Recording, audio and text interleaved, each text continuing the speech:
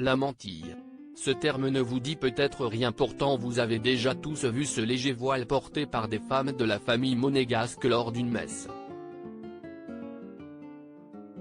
En effet, sur le Rocher, cette tradition qui date des XVIe et XVIIe siècles s'est maintenue et il n'est pas rare de voir Charlène Wittstock, la femme du prince Albert, ou Caroline de Monaco, la sœur de l'actuel dirigeant monégasque, porter ce voile lors de cérémonies religieuses.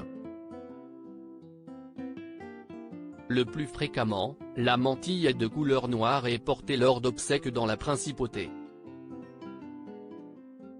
Jusqu'à la seconde moitié du XXe siècle, la mantille était obligatoire pour les femmes si elles souhaitaient assister à une messe.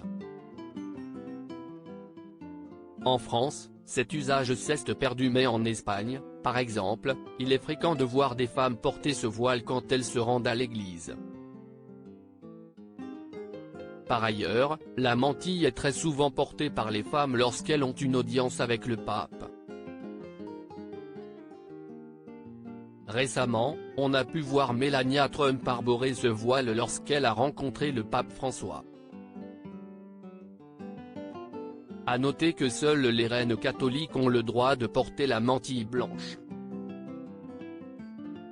À ce jour, elles sont au nombre de 4, la reine d'Espagne, la reine des Belges, la grande duchesse du Luxembourg et la princesse de Monaco.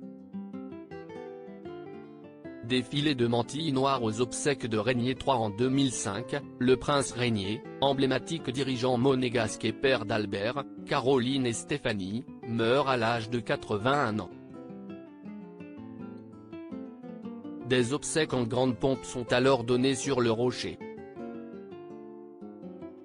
Pour l'occasion, les princesses monégasques, Caroline et Stéphanie, avaient sorti leurs mantilles noires pour pleurer leur défunt père.